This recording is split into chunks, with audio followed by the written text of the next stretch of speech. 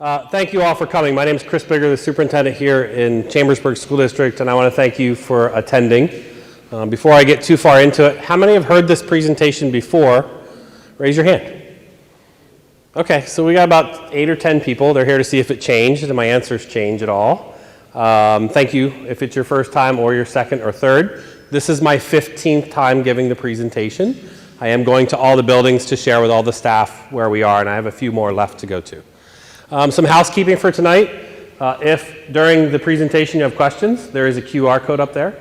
We'll ask a question, and Mr. Widman and I will go through the Q&A, and Dr. Long's here as well. So if you have questions along the way, just plug them in. We'll answer them at the end. Also at the bottom of the screen, there's a bit.ly, but also on the last page of this presentation are all the Q&A questions from the last forum. I think there's 70 plus questions. So if you're thinking about a question, you might want to scroll through some of those questions first before asking it. Even if you ask duplicate questions, that's okay as well. And so for tonight, I have about 20 to 25 minutes to present to you a series of information that's going to sound like a lot, but hopefully by the end you see it all come together in some type of package for schools of distinction.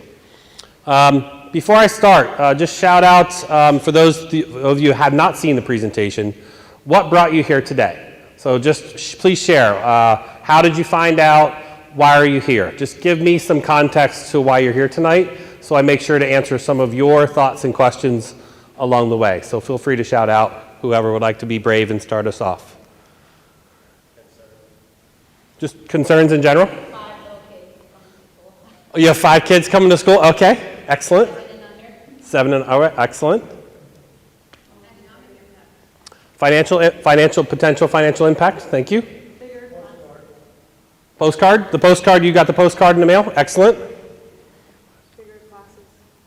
Larger classes. Okay. Transportation to like where the schools would be. Okay. Excellent. I would second that. Distance from a new possible school. Okay. Transportation from home to the new possible school. Yes, sir. Increase in school taxes. Okay, so financial taxes, yep. Thank you. So tonight, I want to make sure that you think that this is more than a building project. It's about developing schools of distinction by 2030. If we were here just because we wanted to consolidate schools and open other schools, it'd be a different presentation. But what got us to the table was about having schools of distinction across our whole school district. So I want to present to you some of the research and the study and the information that led us to the overall package you're going to see tonight with expenditures that you'll see just to support classrooms and behavior and discipline and academics to, yes, grade configurations in buildings and why we're at this place we are now. So first slide. So I've been started back here in November, end of November of last year. I worked here for 8 years, from 2007 to 2015, as the curriculum director. Went to Littlestown for 9 years as superintendent, and now I've come back. And what got me into this conversation was I wanted to study the district from coming back. What was it like when I left, and what's it like now? And so we studied a whole bunch of areas. The demographics have changed, enrollment, finances, the perceptions of our school district. You know, what do people perceive of the quality of our schools? The educational performance, how are we actually performing? As well as some staffing and safety topics. The educational blueprint is what we're looking at to deliver moving forward. And then academic and athletic facilities, and then balancing technology, which you've heard some of that for this year. So we've studied all these areas. And let me summarize some of them for you in brief. There was a 46-page brochure report that I did for the board and the public, and then there was about a 15-20 PowerPoint presentation. And I've deduced it to, go ahead, next slide, to about 5 or 6 bullets. So overall, we have stable and steady enrollment. 4 different feasibility study reports show the same thing. We're growing at 1% on average over the last 30 years. It doesn't sound like a lot. But 1% of 10,000 kids adds 100 students, potentially every year. So you do have to consider room for growth if you stay at 1%. We also have a change in our English language learner population. We had a 150% increase. When I left Chambersburg in 2015, we had about 500 English language learners. and I come back and we have 1,400 English language learners. And so that's a change in your demographics, along with an increase in poverty. It was in the 40s, it's now closer to the 60% for your free and reduced status. So certainly things have changed in Chambersburg in the 9 years that I was here when I was gone and came back. Finances. We have a very stable school budget. We have a low cost per student and a strong fund balance, which is a good sign overall. We tax appropriately. Now that's an opinion many people have, but there's now a statistic that's based on your affordability, your tax assessment, your earned income for the whole community, and there's a metric that says you're undertaxing, appropriately taxing, or overtaxing. We are spot on. We're right on. Other schools are under and other schools are over. So it was nice to see that we're appropriately taxing. And then we have exponential special education costs. This is one topic that certainly brought us to the table. In Fayetteville alone, we have 11, is Drew here, or 12? 12 special education classrooms here? 11. So we have 11. The only reason they're here is because this is where we had space. We have special education students that are being transported all across the school district because this is the only place we have space. We have no space remaining in the elementary school buildings except at Lurgan, and I think Guilford Hills is now full with other programming. And so our exponential special education costs are not only our problem in Chambersburg, it's a problem across the state of Pennsylvania. If you combine autism rates and a post-pandemic struggles academically, you have increase in special ed. Autism, when I started my educational career, was like 1 to 200 students. It's getting closer to 1 to every 40 births. And so autism students, certainly the more challenging ones, have 8 students in a classroom with a teacher and multiple aides and paraprofessionals. You can consider that $250,000 per classroom. They're very expensive. They take up a whole classroom too, where 25 regular ed students would fit in a regular classroom, only 8 students fit in that. So changing programming in our elementary buildings and secondary buildings caused a lot of the filling up of our buildings. Does that make sense? As your population changes, your space doesn't necessarily match, your educational space doesn't match your population. So that's happening across the state of Pennsylvania, just not here. Perceptions of our schools. We're considered a B- overall. If you look externally at Chambersburg, we have 5 schools excelling, 8 schools meeting benchmark, and 4 schools that are struggling. Academic performance in general, we've noticed an elementary dip, which makes sense from the pandemic or post-pandemic, where you have your most vulnerable population, which your younger students have a little longer to recover.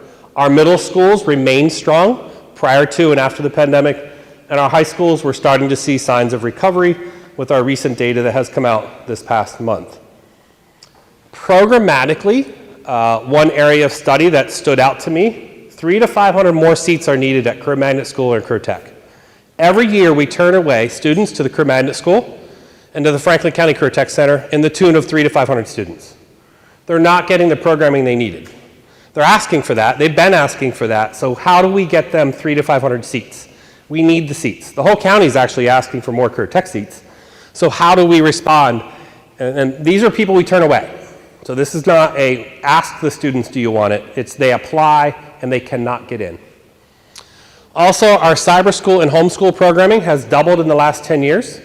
There were about 600 students in homeschool and cyber school in 2015, and now we're at 1,300, a little over 1,200. Special education classroom locations and design. There's no reason special ed students should all have to come to one school or 2 schools just because there's space. They should go to their school where they live. We can't do that right now in elementary. Now in your middle schools, in your high schools, we do that. That's the school they're supposed to go to. But in elementary, we cannot do that. Thus why there's 11 special ed classrooms here at Fayetteville. It's not necessarily the best for the school climate, the culture, to have all the students. This wasn't designed to have 11 special education classrooms in this building. And then we have inefficient elementary programs and school programs. We have 13 elementary schools. There aren't too many schools throughout the state that have that many elementary schools that go to 2 middle schools and 1 high school. So how can we be more efficient and more effective at the same time? That's the short summary of the 46-page report that highlights the major components that is driving some of the decisions we're about to make in the near future.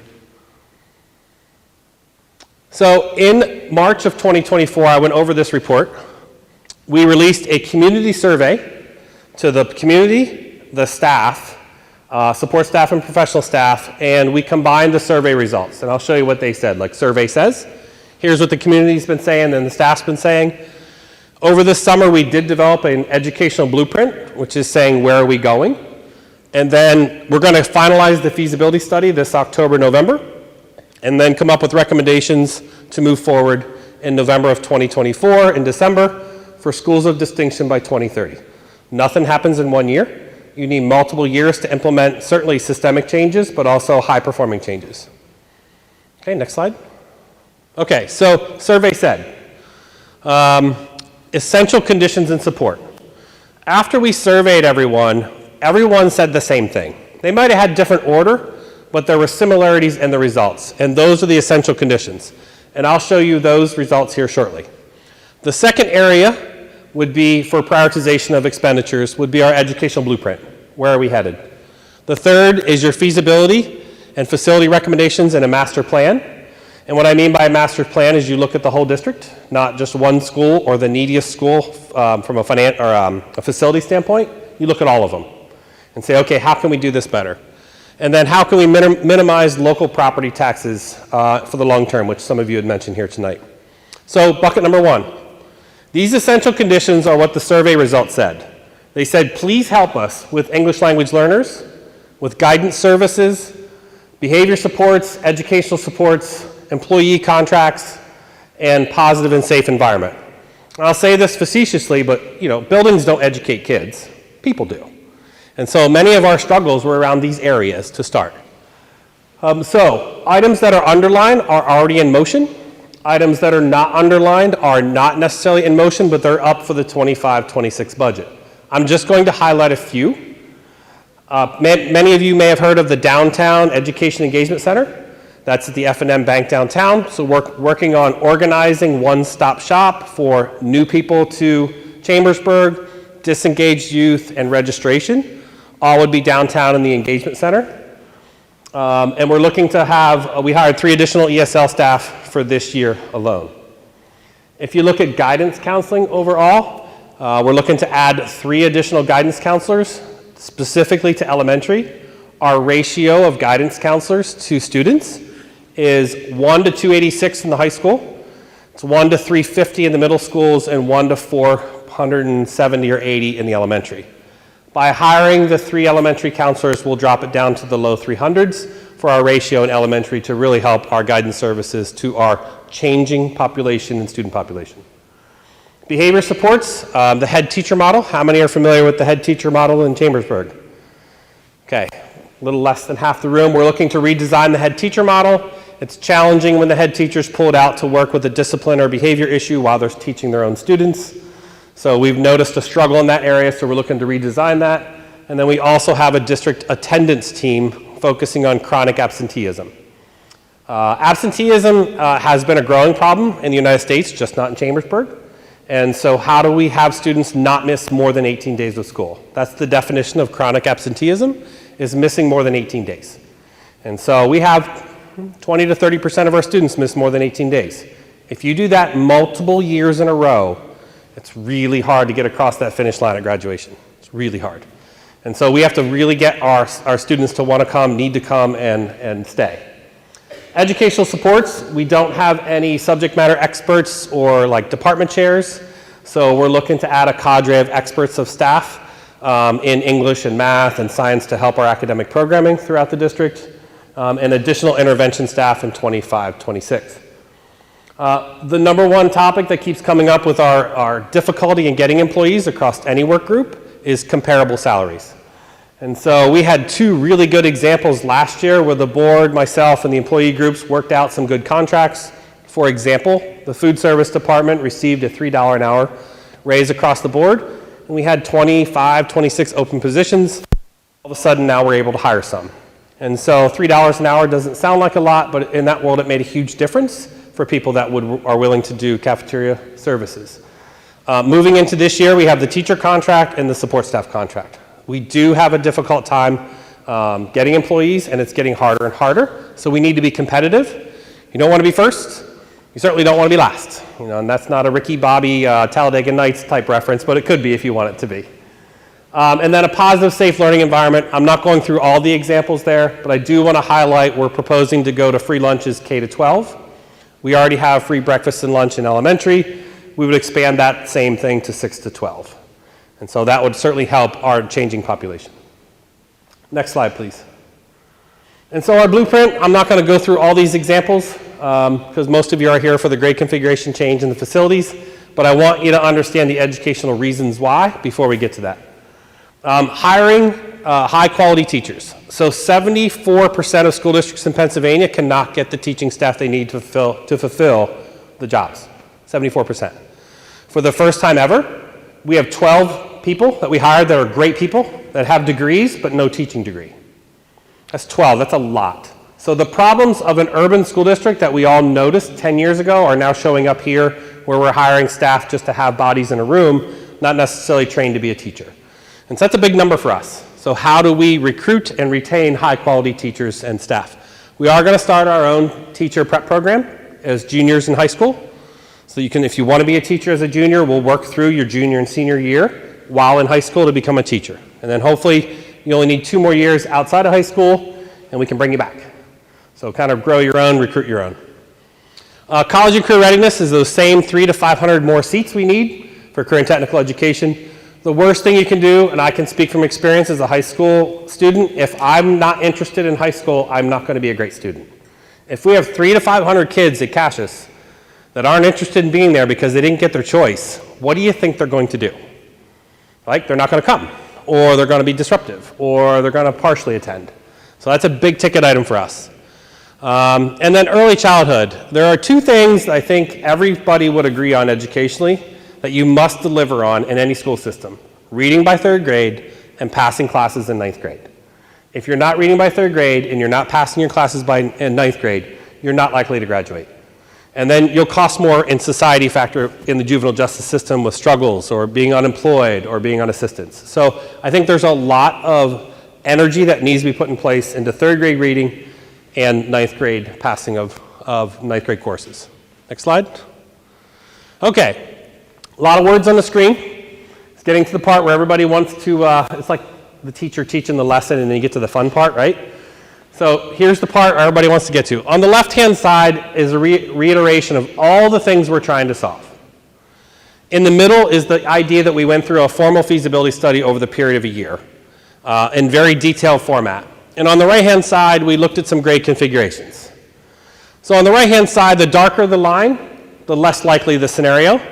The lighter the line, maybe the scenario, and then we were left with 2 options or preferred options at this point for grade configuration changes. Option 0, or status quo, was not an option, financially or educationally. So we had to consider other alternatives. So the first one would be to pull 5th grade, and I have a detailed slide on this coming up next, so you can see a little bit, but I want to give you a highlight. You pull 5th grade out of elementary. That would mean the remaining schools would be K to 4, and then CAMS North or South would be a 5-6 building, and CAMS North or South would be a 7-8 building. And then we have your traditional high school 9 to 12.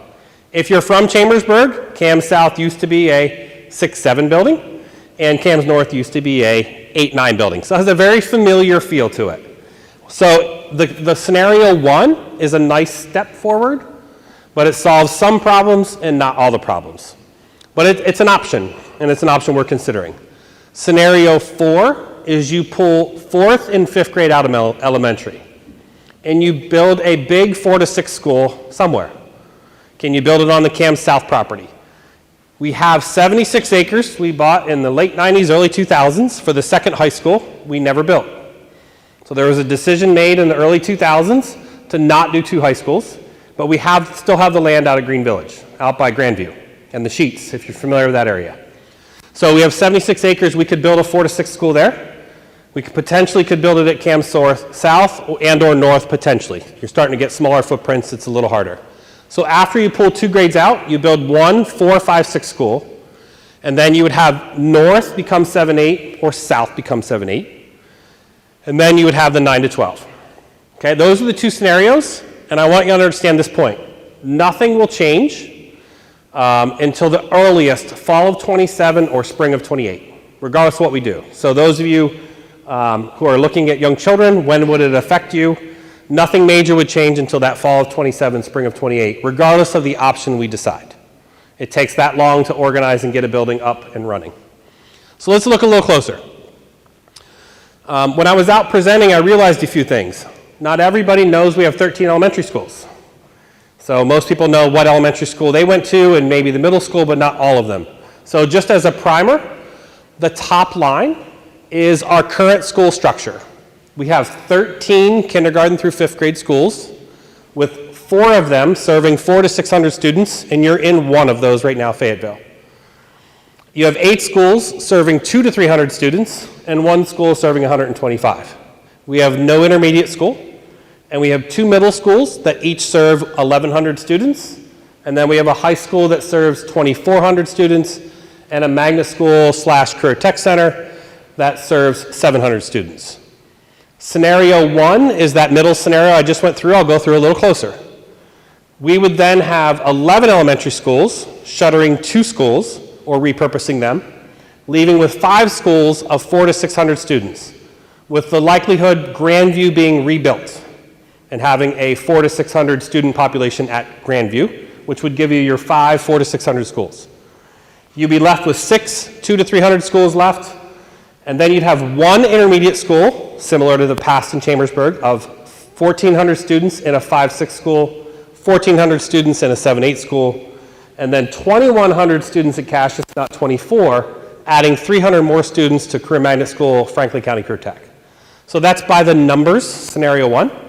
This doesn't mean where we're building it and how we're building it. This is just by the numbers.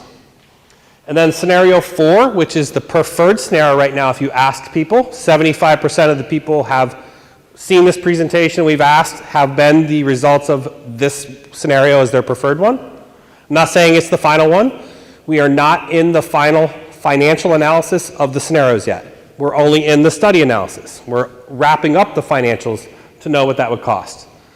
Scenario 4 would be the 2 grades pulled out of elementary. So we would have 9 elementary schools remaining, 5 schools with 400 to 600, with that Grandview being a new build, and then 4 schools with 200 to 300, and then a very large 2,100 4 to 6 school, and then 1 7-8 to school of 1,400, and then 2,100 Cassius students and 1,000 students at CMS. Now I want to highlight this one for a second. Dallastown in 2010 built a 4 to 6 school of 2,100 kids. In 2010. Take a guess on how much that building cost. Just a rough estimate. Anybody throw a number out for fun? It was $48 million in 2010. So for now, double the number. What I want to impress upon you, the public, the board, and the community is waiting to do facilities projects will not help you financially. It will not. It's 3% a year no matter what you do. It goes up, it goes up, it goes up. So the longer you wait, the more costly it is. I give the board a lot of credit for in 2005, was that when the high school was built, opened? 2010? And that was $80 million at that time. To do that building now, you'd be over $200 million to do a high school like that. So waiting doesn't help you. So let me highlight the next slide. So if we take scenario 4, keep going, next one. We take scenario 4 and we blow it up a little more. And this is one people really starting to get anxious about. What schools would be affected? What schools would not? So the schools with no impact would be Scotland, Hamilton Heights, Fayetteville, Ben Chambers, New Franklin, and Marion. Stevens and South Hamilton will most likely need some minor adjustments to those buildings. We'd have a new Grandview of 400 to 600 students at the Grandview site or right across the street on the 76 acres we own. And then we would repurpose schools for early childhood, daycare, alternative education programming, certainly lease, sell, whatever options we would have available to third parties. And that would be Buchanan, Lurgan, Guilford Hills, and Falling Spring. After that decision is made, then we can decide where the intermediate school would go if we did this scenario. So is the 4 to 6 school going to be on the new property or the property we've owned for a while, the 76 acres? Is it going to be at Cam South? Is it going to be at Cam's North? It's a very linear decision here. After that decision's made, then we can decide on where the 7-8 building would go, on Cams North, Cams South, or the Green Village land. We could decide to put the 7-8 building out at Green Village and keep our younger grades closer to downtown. And then how do we get our 300 to 500 CMS seats? So we can add additional seats to CMS currently. We could move CMS to Cams North or South if we don't need either one of those buildings. Or we can partner with a private industry to refurbish an existing private facility, like a Big Lots or an open warehouse at Dick's. We don't need a formal school for a career tech center. We just need lots of space, and especially open space. So this decision becomes very linear overall. Okay? You with me? Yes? Okay, next slide. Okay, so people are asking, how can we afford this? A couple years ago, the funding formula for the schools in Pennsylvania was deemed by the Supreme Court of Pennsylvania as unconstitutional. How the state was giving out their tax money at the state level to schools wasn't working. So the first step in a solution was to give more money to schools that have greater struggles. Chambersburg fits that bill. We have more ELLs than most. We have more in poverty than most. And therefore, we're getting more dollars, to the tune of $8.2 million, which is a lot of money. My former district, Littlestown, got a little bit of money, not much. So as a superintendent of Littlestown, I'd be complaining to the state, we didn't get our fair share, but as a Chambersburg superintendent, I'm very happy with the state. And so you can see that, but that's a lot of money. So how are we expending that money? Where are we allocating our resources? So we're gonna put $1.2 million into competitive wages to make sure we can get employees. The $2.6 million are the survey says, ESL staff, guidance counselors, intervention staff, head teacher model, make those changes. And then the other $4.2 million goes into facilities. Facilities and reduction in property taxes or stabilizing property taxes, with the goal not to go above 2% the next couple years. So that's how we can minimize this, because the state of Pennsylvania is proposing this. I don't want to get you too excited, but they have proposed this kind of increase over multiple years, like 8.2 this year, another 8.2, another 8.2. Now, I have no hope that we are going to continue to get that much, but anything around this level will help support all these changes. It's the first time in my career that I would say to you I'm trying to overpromise and not underdeliver, because generally it's hard to get money. Generally it's hard to raise revenue and raise taxes to deliver on these promises. But we knew something like this was coming, and I certainly knew Chambersburg was going to be on the receiving end of more money. Okay, next slide. Yep, next one, sorry, I had a duplicate. So where are we now, and where are we going, and then we'll do some Q&A here. Complete the feasibility study in this month. We'll have our essential conditions staffing start to be hired, or not hired, but at least job descriptions created, the head teachers, the intervention for next year. And then we have an academic dashboard that we have identified to demonstrate performance. The grade configuration recommendations will come out in November, December. Right now we're hoping for November, as well as our bond scenarios, which is our borrowing, in addition to any school calendar options we're considering for the future. Our preliminary budget in 25-26, approve the grade configurations hopefully in December so we can start planning, and then start the hiring process right away. So then January till the end is get to work. It's fun talking and presenting, but getting to work is the harder work. So that's the timeline for now, and we have some wiggle room on the months. If we need to wait until January, we wait till January. If we have more public forums and need more input. Next slide. And so September 23rd, we had about 76 people at our first forum, and we're about 50 plus here for this one. We have another one at Cams North on November 11th, and then December 9th in the boardroom. And most of you have received a newsletter or a postcard, and we will do one more community survey after all the forums are complete. So at this time, Kurt, if you could do some questions from question and answer, and then we'll have an open forum for discussion. Just a reminder, the QR code is up there. If you want to ask questions, we only have 3 so far. Is there any scenario in which Andrew Buchanan Elementary stays open? Yes, scenario 1, it would stay open, more than likely, with Lurgan and Guilford probably being the 2 buildings that are not full. Buchanan's full, so there's a scenario where that would stay open if we did scenario 1, more than likely. Please verify that the school board is going to decide which option is pursued, so we need to contact our school board representative with concerns. There are 6 of you here tonight. School board, if you could just stand up just to wave. Yes, they are lockstep. They get the information right when you get the information, so many of them are here tonight. They get the information, you get it. There's no difference in the information. You have the same information they have to make decisions. So one thing you'll notice about me and my leadership style is I share what we're doing. It's not a secret. Everybody has the information. And so we all help with the analysis. Go ahead, Kurt. Is the school board aware of the impact of changing the sitter rule? District has 4 daycare centers. Some elementary zones are down to 1 home daycare or none. Yeah, so if we have, the goal would be, and I don't know if you know we do this every year, hundreds of students don't get to go to the school they want to go to because they're full. It's oversubscription, whether someone has a daycare there. So not all kids go to the same school they're supposed to go to. Majority of school districts go to the school you're supposed to go to. It's only here you have an option. You have an option for daycare, or you have an option because of oversubscription. One of those is good and one of those is bad. And so by us freeing up space in elementary, we'll be able to have you go to the school you're supposed to go to. Now, the part I think you can think about is if those 4 elementary schools, 3 of them for sure, are fairly close. If daycares would be run out of those, that would increase the number of daycares hopefully in the area. No guarantee of that. We're not going to necessarily run the daycares or the pre-K, but the option is available.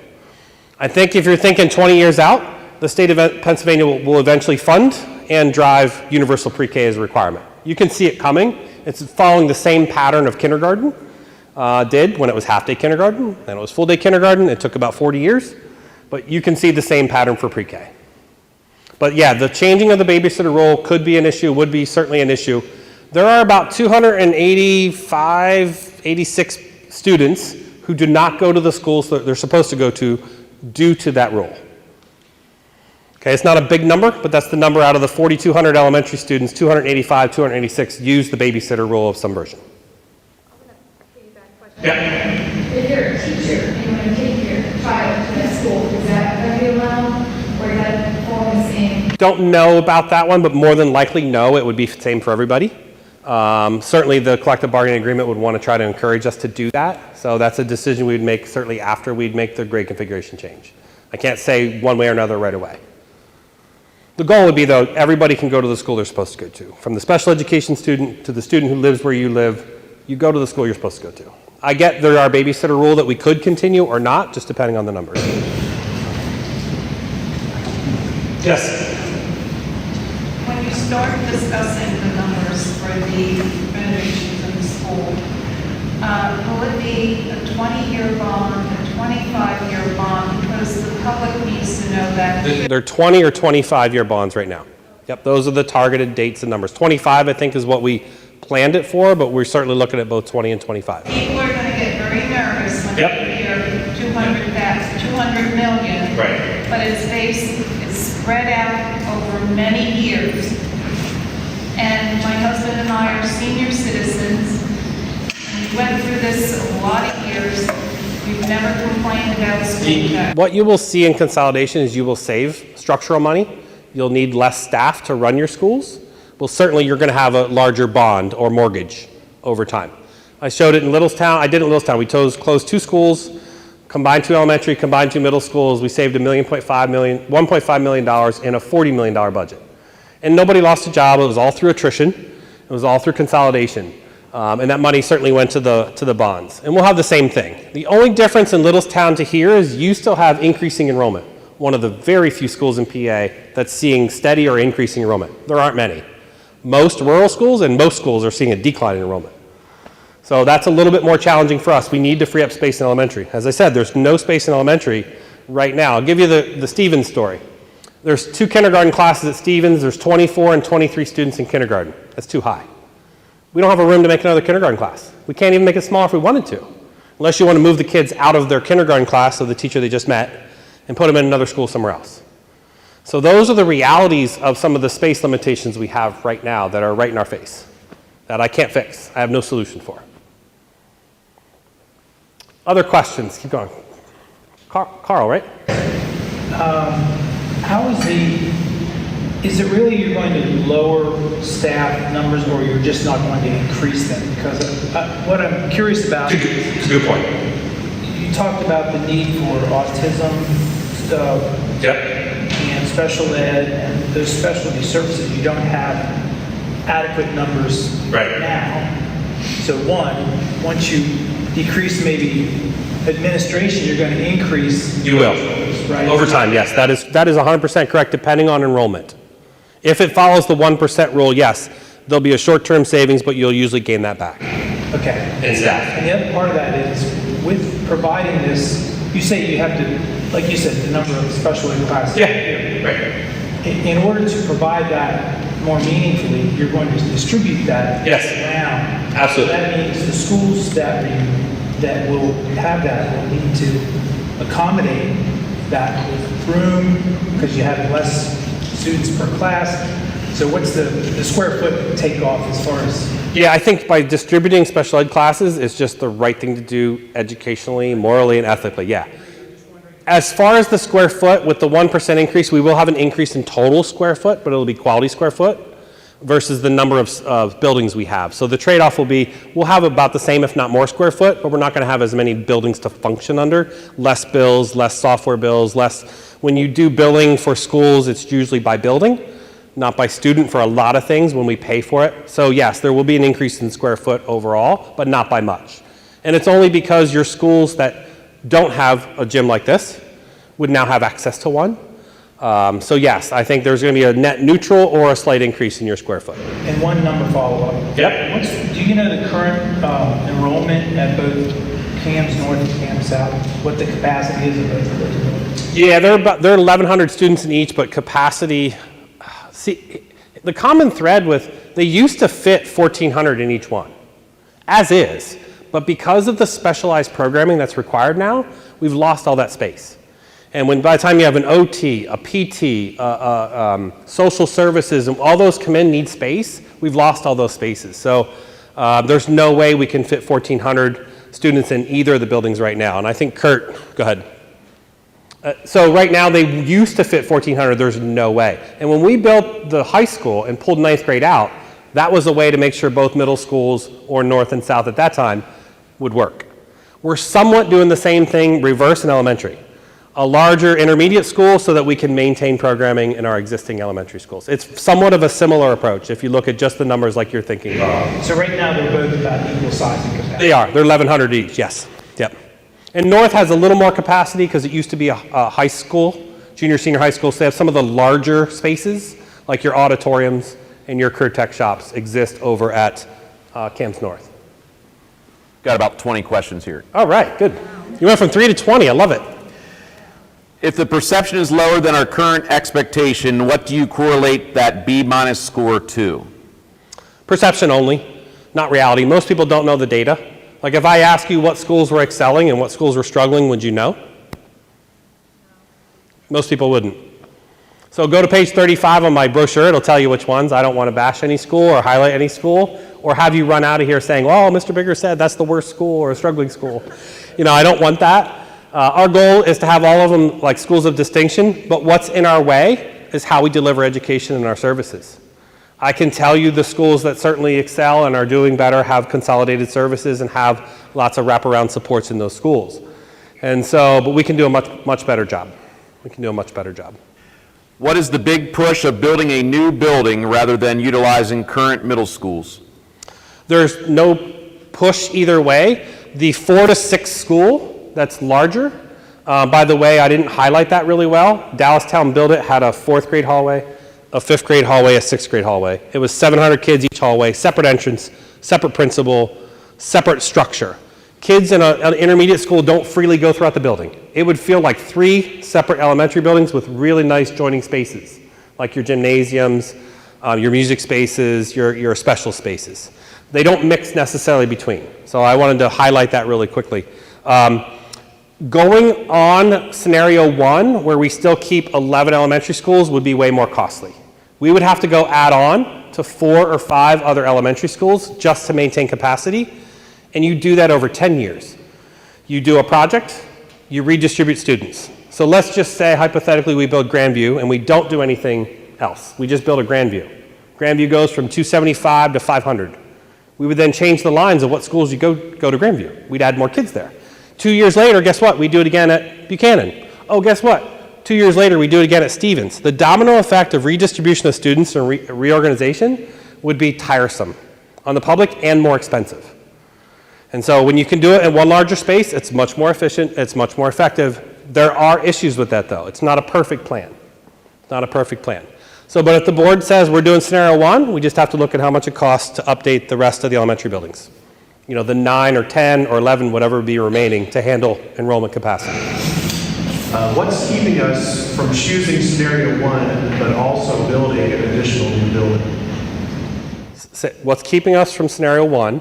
So I feel as though 4th grade might be a little too young to be going off into that age range. 4 to 16? Yeah, 4 to 6. I would prefer personally if 5 and 6 were the separate school. Sure. What's keeping us from building a separate new school at the Grandview property? Yeah. That's just 5 and 6 grade. Yep, that's a possibility. That's totally a possibility. What happens And is... that way you would retain all the benefits of a new specialized building while maintaining more of the elementary school. The biggest thing you do not get is capacity in the remaining elementary, but just pulling one grade out is only going to basically take your special ed kids out of here, redistribute them, and many schools will still be full. You're not gaining that much space by pulling out 30, what is it, grade level classrooms, Kurt? 30 classrooms per grade level across the district? 31. So you'd be pulling 30 classrooms out. You'd gain some space, but at a 1% increase, you'll be revisiting this in 5 years. So you want to have your capacity of your buildings at 70%, not 90% or 100% where ours are now. So you want to build for the future, and again, if we stay at 1% as a continuation of growth, it would only be a short-term solution that we do with the 5-6. Now, you could argue, build the 5-6 and wait 5 years, and then build the 4th grade wing if you have to. So there's an argument to be made for doing it slower with the 5-6 building. And that's a good board discussion and decision to make. So we'll go behind you, and then we go here, and then back to Kurt. Go ahead. Okay, I grew up not here. Okay. So I grew up with an area of about Chambersburg with 4 high schools, 5 junior highs, and 13 elementaries. Yeah. So I'm wondering, why are we splitting up all the grades instead of just building another building for each set? Why are we distributing different grades to different buildings instead of building another junior high, building another high school, building another elementary school, and then moving? Yeah. And instead of shutting down other things to consolidate, why? One of the driving forces is to make sure all our students come together sooner as a graduating class of Trojans. When the board made a decision for one high school, that has a trickle-down effect. Right now, I can tell you programmatically, when students go to 9th grade, it's the first time they see each other from the entire district. And we think that's a struggle. It's a struggle for us culturally. It's a struggle for us educationally. It's a struggle for us to keep them in school. So bringing them together sooner was a huge advantage across our district that we want to make sure we try to accomplish, whether it's at 4th grade, 5th grade, 6th grade, but we need the students to come together sooner in our district to get to know each other as one Trojan, one team. And that was the history of Chambersburg, and we split to the 2 middle schools, and we created a divide. And a lot of high schools that have our size, that have 2 high schools, have a north and a south, or a CD east and a west, and they become culturally. They become racial. They become haves and have-nots. And Chambersburg doesn't want to do that. Our demographics are changing enough that it would do that the more you split them up. Good question. So I think we were over here, one, and there, and then Kurt. So, I guess what I'm worried about with what you said is that, you brought up the comment that those hallways. Yeah. Well, I'm worried about the safety of you taking our young children that are usually elementary age, and you're taking them farther away from our home. Yes. That are, third graders, they're young, Yeah. they still are not mature, they don't have phones. Sure. At least mine don't. Good for you. And Good for you. My daughter will be one of the first ones that will be part of whatever's happening here. Okay. So whatever happens will impact my family right away. Okay. And then I have a Parker that will be coming up 2 years later. So, this is something that's gonna happen to me right away. Sure. I immediately, a hallway is like, I think of someone with a gun. I see someone come in and I see that is like a hallway where they have access to every single. Oh my. That scares me. Yeah. What kind of security are you going to have in place? Sure. Well, like, I mean, if they have access to that whole building, like a hallway, that scares me. My kids are not close to home, they know they contact Sure. me. If the building were at Cam South, would that be alleviate some of the fears versus the Green Village?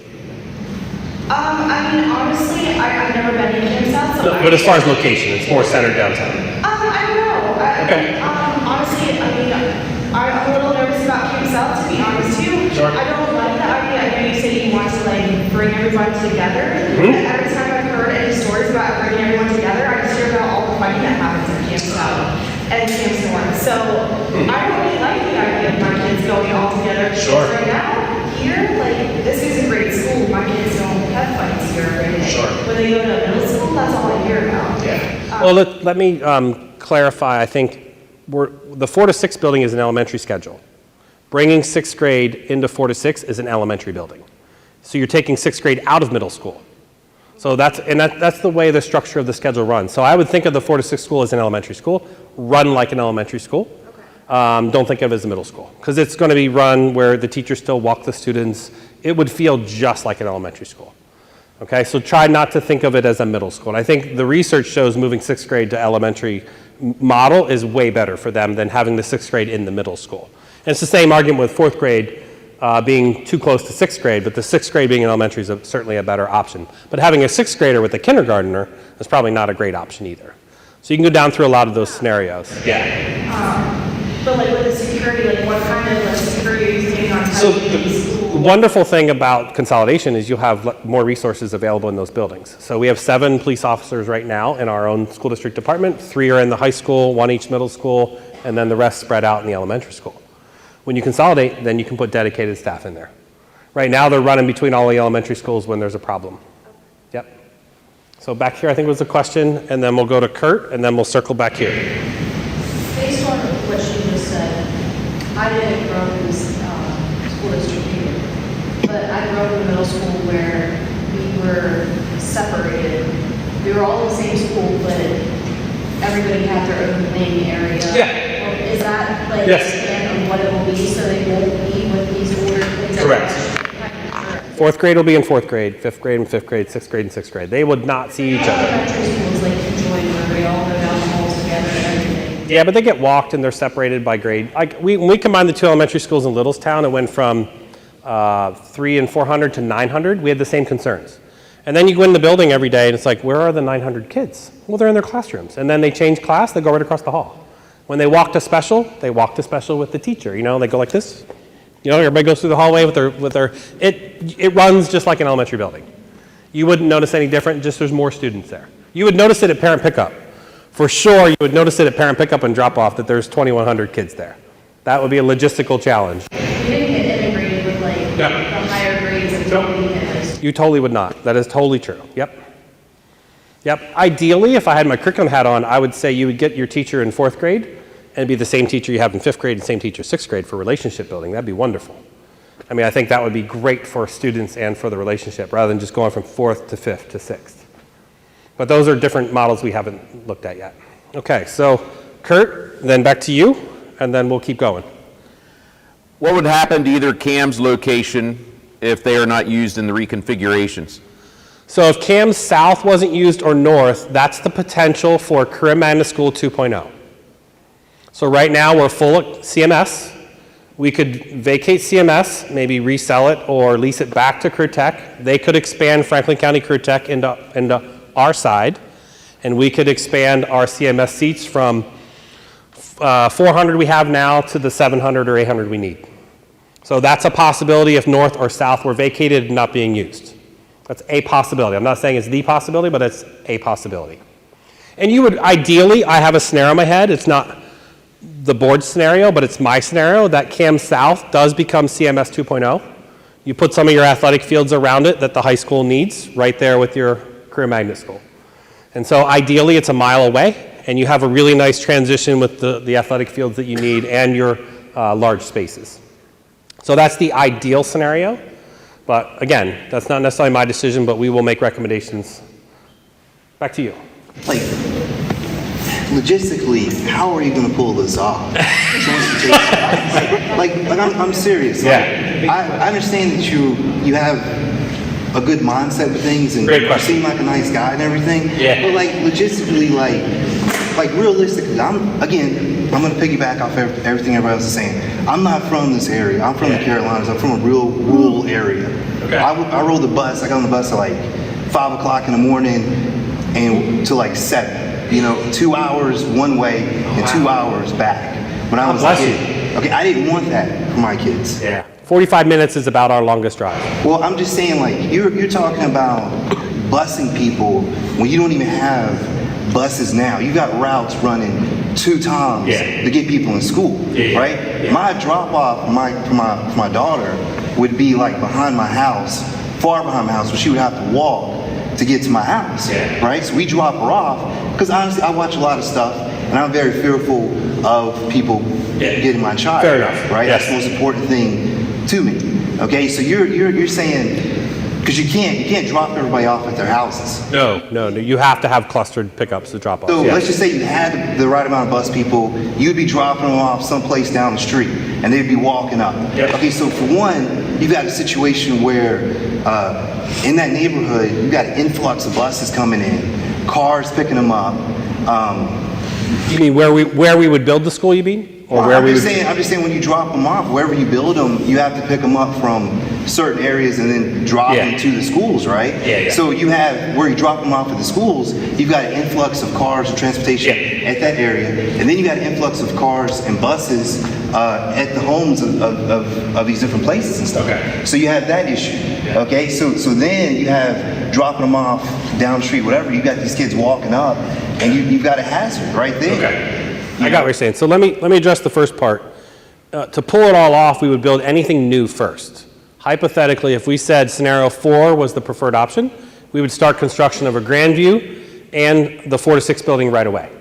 You can keep the existing Grandview open right where it is. You could put both Grandview and the 4 to 6 school on the 76 acres and say start building and do nothing. Nobody changes anything.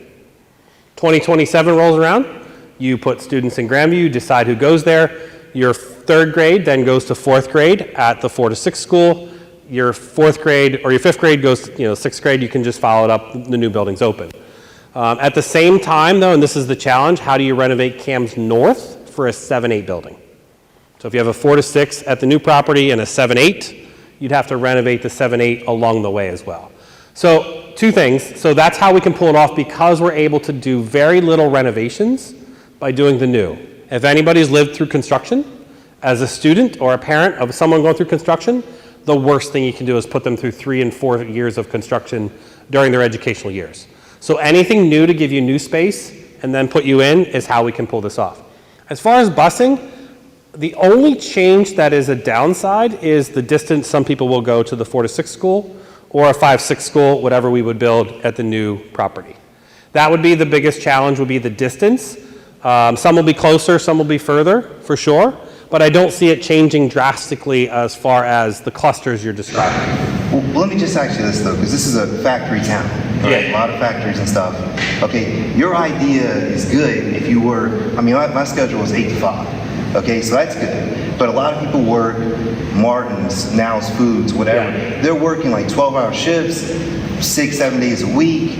They don't get notification of when they're working 12 hours until like probably, 10 hours before their shift or something like that. And they have to be there. So your idea is good, but not applied to this town. Yeah. And to the people. I don't understand how somebody's work schedule is different than the school schedule. Like, nothing would change on the school schedule. If you're working 12 hours and you're supposed to get your child, how are you going to be there to get your child if they tell you have to work 12 hours? But that doesn't change now, right?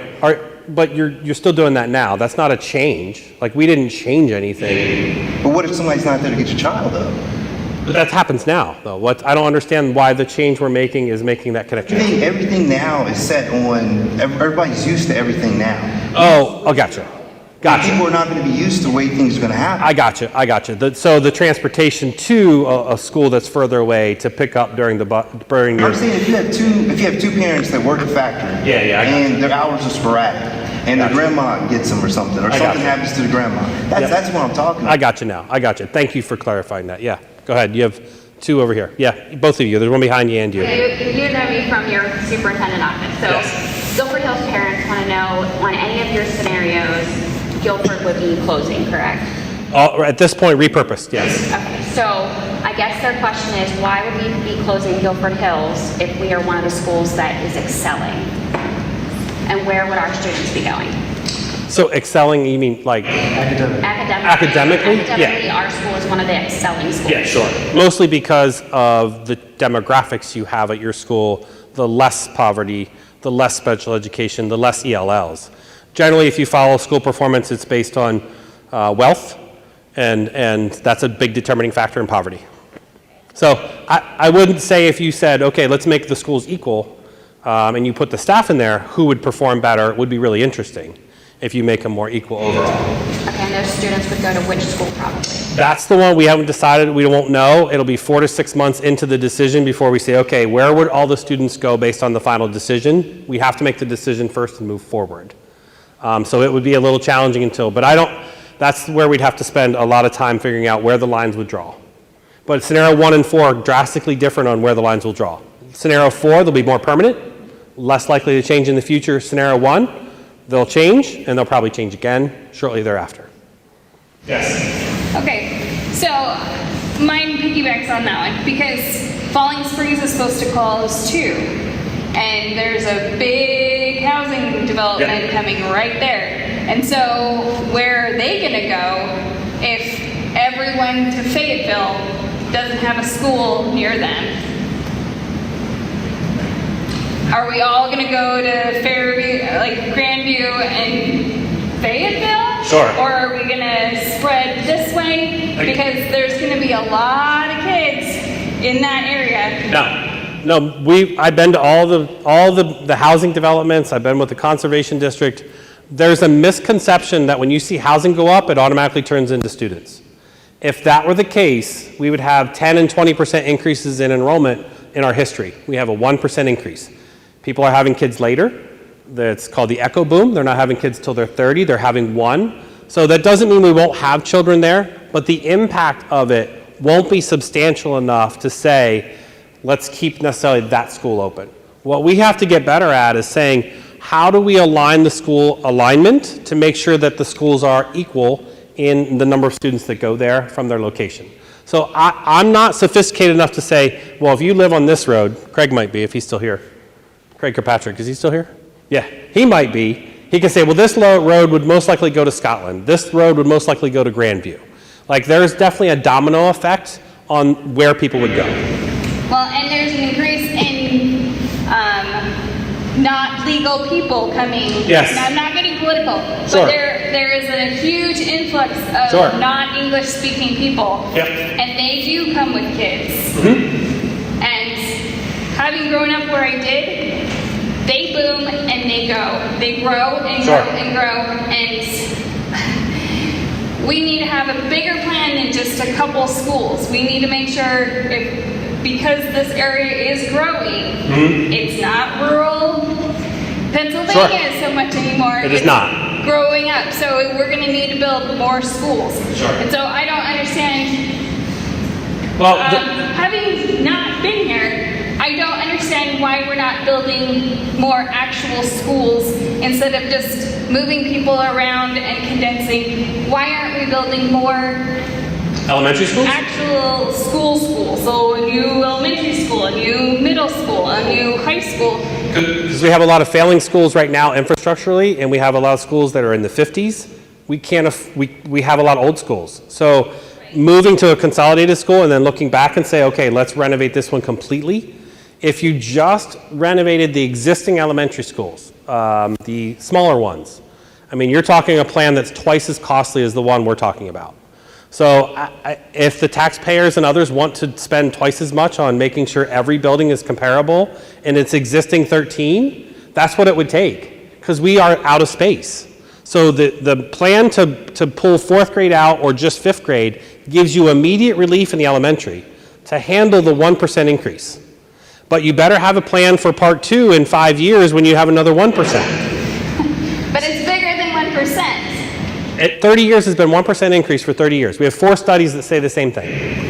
Yeah, but now there's a lot more people in Timberwood than there was 5 years ago. So we're at 9,200. And if you go 30 years back, we're at 8,200. Again, it's 1% a year. 4 different studies say the same thing. We had 400 ELLs last year enroll in our school. We started the school this year, 100 more students than last year, 150 more students, which is your 1%. Like, that's been very traditional. Okay. I mean, that's... I don't know. I mean, I don't know, the data tells us that, the 4 studies tell us that. So I wish it was, you know, something that you're describing, but right now that's what the data's telling us. So, Kurt, you have any more questions before I jump back to the audience? Oh, yes. Three of them are dealing with, you know, class sizes. Yes. So I'll kind of put them into one here. Is this teacher to student ratio ironed out for either option yet? Is there a strong focus on grades 3 to 9? What is the class size target with the changes of reducing amounts of schools? And then there was one about the class sizes in the intermediate schools and middle schools. As the person in charge of elementary, do you want to take that one? I can. Thank you. I need a break for a second with my voice, too. So we have, in our elementary schools, we have soft caps that we try to keep our class sizes around. Kindergarten, we want to see around 22 students max, 24 in first and second grade. Once you get to fifth grade, that's the highest that we would allow. We don't have, I don't believe we have any fifth grades that are at 28 right now. And the middle schools are pretty much between 28 and 30 in like a science and a social studies class. Math and ELA are a little bit smaller because some students get some more wraparound services.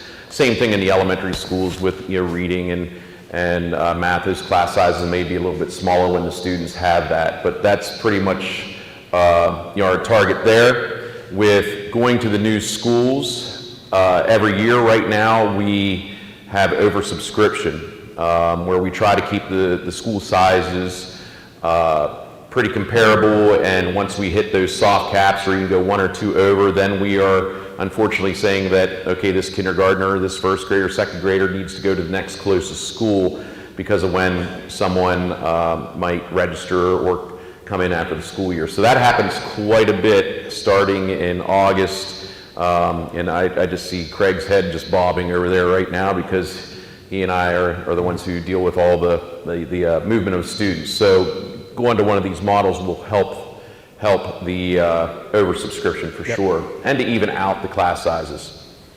Yeah, I think that's a key point. It will help us with class sizes. We have no space right now in our buildings to reduce class sizes, even if we wanted to, unless you're bringing in trailers. Nobody wants to be in a trailer. So, unlike most people that have spoken up, I have lived in this area my entire life, except for it was in college, right? Okay. So, I have a very different experience, and I'll figure out which of my school board representative will talk. My children are older. If I had someone who was in kindergarten, first grade, I'd definitely be concerned about that fourth grade impact. I shared with someone my 8th grader, perhaps my 5th grader, to go to middle school and is going to prison, and that's not an exaggeration. So I'd be real concerned. I'm more concerned about the property tax impact. I've lived in the same home for 25 years. My property taxes have doubled in 25 years. Actually, last 20 years have doubled. Okay. Same thing with my 92-year-old grandfather who's on a fixed income. So while you show 2% increase year over year, that's an additional 10%. Right? Mm-hmm. That's not insignificant to people who are putting things back on the shelf in the grocery store because they can't afford it. Sure. Yeah, I think. Justify that. I mean, we have wants and needs. Yeah. Well, I think the 2% would be higher if you don't make some of these changes, because there's a really big difference between bond money that is borrowed and is at 3% for as far as interest, and it stays that way for the life of the bond. But if you have to keep more staff like you have now, that goes up every year, salary and benefits, 3% if not more. And so you see that 84% of our budget is salary and staff and people. So if you can consolidate, but yes, you're growing 1%, and then you hire some of them back, you at least delayed that increase in staff by consolidating. So there is a trade-off here to the consolidation that will help some of the taxes. Not doing anything is going to cost you more, trust me. The $48 million Dallastown building in 2010 that's now $100 million, 20 years from now is going to be $200 million. So at some point, as long as you have growing enrollment in kids, you're going to have to fix the schools, whether you fix them in place now, pay twice as much, consolidate to pay a little bit less, and to offset some of those taxes by being able to reduce some staff through attrition. That's the only way to go forward from the financial view, not best from an educational view. Again, if the board decides we sit back and do nothing, we build one elementary school, we build one elementary school. But in 10 years, I'll be able to one that says, come back, you're going to pay more for it. So it is a delicate balance, and there's no win-win here when it comes to taxes. Talk about how we're such a high poverty area. We are. But we're going to spend $200 million on two new schools. I mean, the math isn't perfect. I mean, 2% is a good number that's low in comparison to other schools, especially if we get the $8 million from the state. Now, I don't want to overpromise that, but if they deliver on another $8 million, the 2% is not needed. $8 million is a drop in the bucket. We're talking $100 million. Yeah, but you're not as, if our target number right now, if you had to say what we had to borrow, we would need this $8 million and one more $8 million would cover the costs for our facility projects. Another $16 million in mortgage payments per year would cover the cost to do everything we're talking about.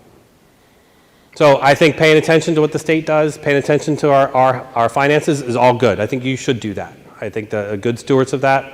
I know how people perceive buildings equal more taxes. That's a perception. But when you look at full-time equivalents and accounts of people and salary and benefits going down, that's a good thing. And is it going to go down permanently? No, not with a 1% increase. So you're going to address something. I think we can't turn a blind eye to the problems in front of us. I don't think you can. You can continue to go down the path you're going. Again, it's just going to cost you a lot more later. You have to eventually invest in your schools. You have to. I mean, I don't disagree, but I think we need to consider all aspects of everybody who's paying for this. And it's not the businesses that get the schools. I mean, a lot of our elementary schools, I'm looking at Matt, they're built in the 50s, right? And they're still here. And we're still looking at them. The middle school, Camp South, I mean, they tell me is, struggling to... What's that? 72. Yeah. I mean, they're built to last 50 years, that's it. And we haven't replaced them. And the ones we have like this are wonderful. The last building we built was 2016. That's the last building we built, 2016. So go ahead, Kurt, and then I'll come back to some questions over here. Couple about a 4-day question. Is there a possible change to a 4-day school week and a 5-day week for teachers? Another one, is a 4-day week being considered? We're studying the calendar. We wouldn't make any strong recommendations until a year in advance for you, but we do have a calendar committee studying innovative types of calendars. That is a cost-effective way to maybe reduce costs, but also maintain the hours. The state of Pennsylvania changed the law that said school is 180 days or 990 hours for secondary. It used to be both. You had to hit the days and the hours. So I've done a whole bunch of research. Many schools have switched to some innovative calendar. We're studying it for some potential future, but we have made no decision on that yet. But we are studying it and looking at how that could help recruit and retain staff, reduce costs, but make sure kids get more educational hours. There's a model out there where you can increase the hours to 1,200, 1,100, and do it in less days by going to school an extra 45 minutes longer, potentially. So again, we're studying those. We're nowhere near a recommendation on those. We've had one committee meeting. So we have another 6 months of study to do on that one. So over here, yes, back here, and then we'll come up here and here. Yep, I am, yes. So the intermediate school, what time of day are you thinking that would be? Like a schedule? Yes. Like, is it more similar to elementary? Is it more similar? It would be an elementary schedule. The challenge we have of moving 6th grade to elementary is the elementary buses are already pretty full. So adding 700 more kids to the elementary run, we have to figure out how many more buses we need, but it would run on an elementary schedule. So I asked that because we actually don't use the buses. Okay. We can't use the buses because we're a two-working household. And so my biggest concern is that my 4th grader may go on the other end of town. Yeah. And my work day, my husband's work day still starts at 8 a.m. Yeah. And so One would have the bus. basically, I'm concerned, and my hope would be, because we can't just send a 4th grader on a bus to get on the bus by themselves, like I could my 7th or 8th grader, Sure. is not affected, but a 4th grader, and so my hope would be that that would be considered whenever the 4th through 6th building kind of be more centralized. Yeah. Because we're not going to be the only ones in that area. Agreed. I live near Marion, I live near Mount Aldo. That's a very common question that there's no answer to. If you have multiple children in elementary, the intermediate, and the 7, 8, or high school, it would be it's a logistical I challenge. just think putting them more centralized, 4th through Would be 6th, helpful. because we can't, like, I have to pay for before and after. So Cam South would be preferred. Yes, yes, and I would not have as many concerns, because Yeah. at least that would be on my side of town. Yeah. And right now, I'm 5 minutes from the school building, so it's not a big deal. Cam South has two barriers. One, there's already a lot of traffic around the butcher shop and that red light. I don't know if another 1,000 cars and students would be allowed by the borough. And then the site itself is 36, 37 acres. Not sure it can handle the load. So we're studying that right now to see if South is a possibility. But there are some barriers to that. Yeah. But I'm glad you. Something like it's gonna be Greenville. It's easier, it's preferred. So how do you have a middle school stay open and build a school around it? I don't think it's possible. You have to vacate the building. So let me go here, and Carl, I'll come back to you. No? Okay. Go ahead, Carl. Yeah. I was going to ask you, what's the geographic center of the district? Yes. Is Camp South the geographic center? I think so. I'm looking to more of a chamber. Where's the center of the district, Camp South? Is that pretty much dead center? Or? I think it's right where 30 and 81 cross. Pretty much, yeah. Yeah. I think where 30 and 81 cross is the dead center. Not Greenville. No, they're not. They are not. So, No. any scenario where you're bringing the whole class together. Sure. Seems to be, you want to locate it. North or south. nearer to the geographic center, so it's equally shared. Agreed. That's the ideal scenario. I just don't really think, we don't have the land or the space unless Cam South becomes that space. We just don't have an option to get them on the bus. Yeah. And so then I'm not sure how I can make it across town. Yeah. And still, my workday won't shift. Gotcha. Didn't you say there was land at the high school? Did I misunderstand? No, we only have 11 acres there. Cam South has land, and then we own land at the Green Village property. That's it. I mean, we could certainly shop for other land if that becomes a board decision or an action to, hey, find some land closer that we can build on. But I will say from a development standpoint, more people downtown is going to be challenging on the transportation. I don't know how much the borough is going to let us put more and more students downtown, especially when you have the high school and the middle school right next to each other. So yeah, I mean, those are barriers we have to look at once we make a decision. And that's where it's hard to answer everything. If we say scenario 4 is the option and a 4 to 6 school, let's find a location, then we would start looking. I mean, I'm just giving you what's possible with the Green Village property. Yeah. Yes. Looking at option 4, it seems like it's going to be more logistical nightmares because if I recall, it said you're going to have 2,400 students. That'd be larger than the high school. Correct. Well, about the same. Same size. Same size. So you have to like build a whole big facility to hold that, which would be like Green Village. So Yes. that would be way Yeah, you'd have all kind of parking out there and loops and all that to handle all that. And and plus it is 2,400 students and with a 1% increase over time, I feel like eventually you might outgrow that. So I just feel like the 5 to 6 would be a better option. Sure. Yeah. I just feel that it seems like they're leaning towards the 4 to 6. I think there's everybody that's seen the presentation. We had 50 people study this with us internally. Like they've all landed on the scenario 4 because of what it frees up in K to 3. Like giving all that space in K to 3, having those 4 schools that you can repurpose or rebuild or redo over time gives you a strategic long-term advantage. We wouldn't necessarily sell them necessarily, but repurposing or rebuilding them for that 1% future would be the way to go. I think once you vacate, you sell a building, it's hard to get it back. And part of it's logistically just making the facility change itself. The people that you said that questioned before about that, was that parents or was that people on the committee? There was a committee internally that did the vote, and just preliminary votes based on information. We're like, hey, what was your preferred, most, teaching staff, administrative staff? Wasn't necessarily a parent survey or anything like that. It was just the internal study design team was looking at that.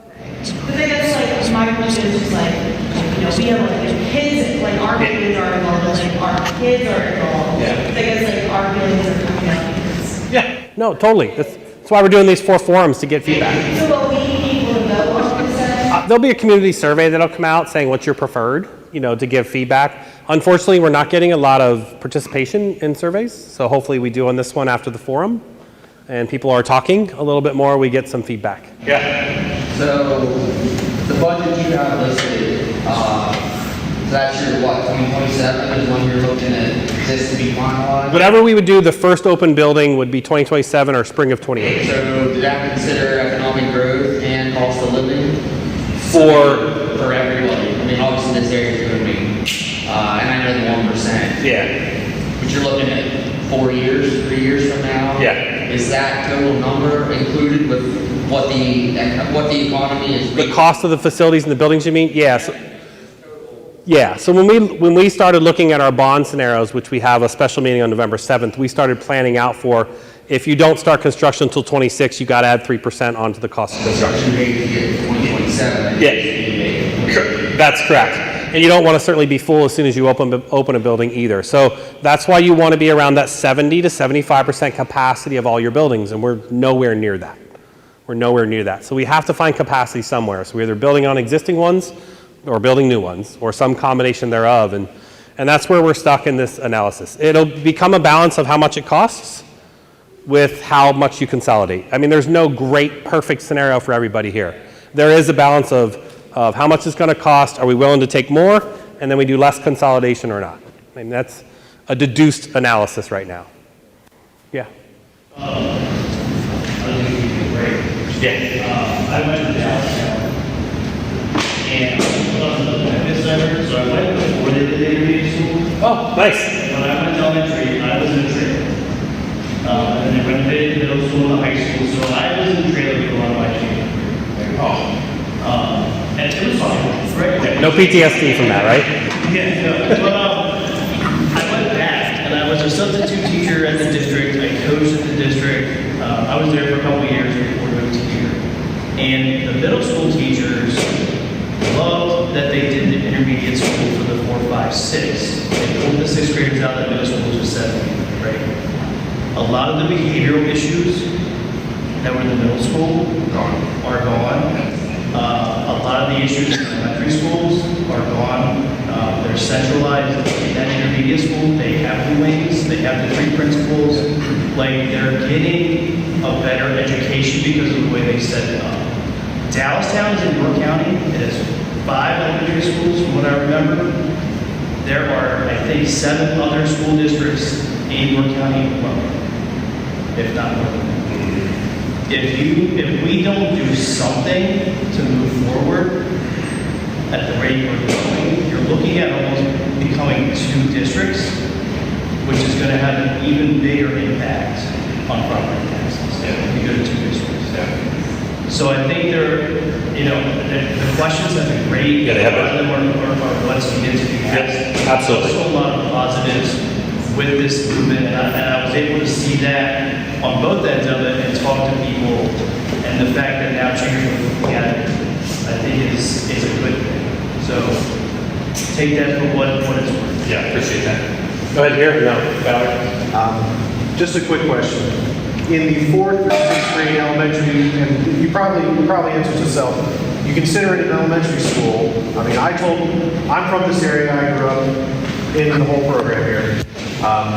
We stopped having recess in 6th grade. I told that to my wife, who's not from this area, and she was appalled that we did something like that. I just want to make sure that a 4th through 6th grade center, it being a big school, would still allow the kids to be Elementary kids. elementary kids. Yep. They still have places to play outside. Yep. They still have. What was the first thing we said when we saw the first schematic? Put playgrounds in. Yeah, we need to have playgrounds. There were for no each playgrounds grade. in the first just fun design. I said we need playgrounds out there. Yeah, for sure. Elementary is elementary. Yep. If you taught school, yeah, if you've been in school or taught school, kids need release time. They need that time outside to learn so many life skills. So yeah, that would all be a part of that. Yep. Yes. Question? Yeah, well, statement. Okay. I've lived here, my husband and I have lived here for 12 years, and I look at my property taxes every year. And since we're here, our school tax has gone up $800.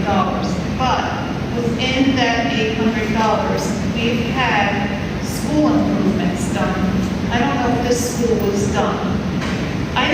My husband and I are on fixed income. We did not complain about this because we know schools need to be addressed. And we have no children. We have no children in the school district, obviously. We're senior citizens. I'm for anything that this man is going to do because he has your children's best interest at heart. Every year, the school board also pays down, the school district by law has to pay down its debt. It's obligated to do that. I've watched over the years how the long-term debt has gone down in the school budgets. I've watched that, and it has gone down tremendously. If we don't do something now, the superintendent is correct. I saw this in New Jersey. They waited too long. My son and daughter sat in a high school lab. They were in middle school, for science class. It was a 40-year-old science classroom. And the superintendent said, we have to do something. And he was right. They were in this old science lab. And that's when I pushed for a referendum. And in New Jersey, the people have to vote on a referendum, but I don't know if that's the case anymore. But anyway, these schools need to be addressed. Let me highlight something. The last form and this form were identical as far as content. Nothing has changed yet. We've had one internal meeting looking at estimated costs and a design of a 5-6 school or a 4-6 school. So we don't have any new information from last time to this time to share, and we do have another public forum in November.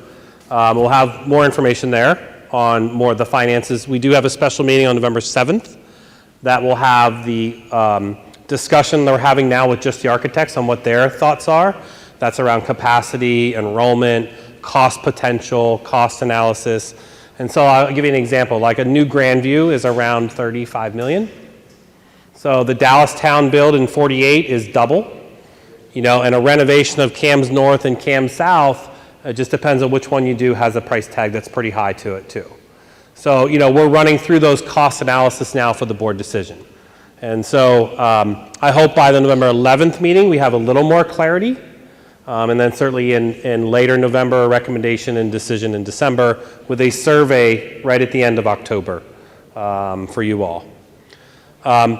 The questions that you put in there, I will answer again online. There are 75, 78 questions before tonight. I'll continue the Q&A.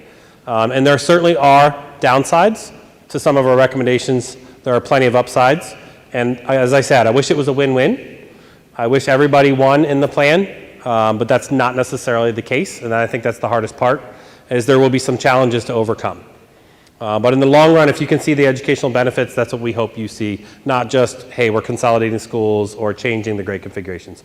If that's all you see, I didn't do my job tonight. But educationally, we hope you can see a better education system and a better experience. And that's what we want for our staff and our students. All right? Hey, thank you all, and you can stick around. I'll be here another half hour if you want to have one-on-one conversations. Thank you all for coming out tonight.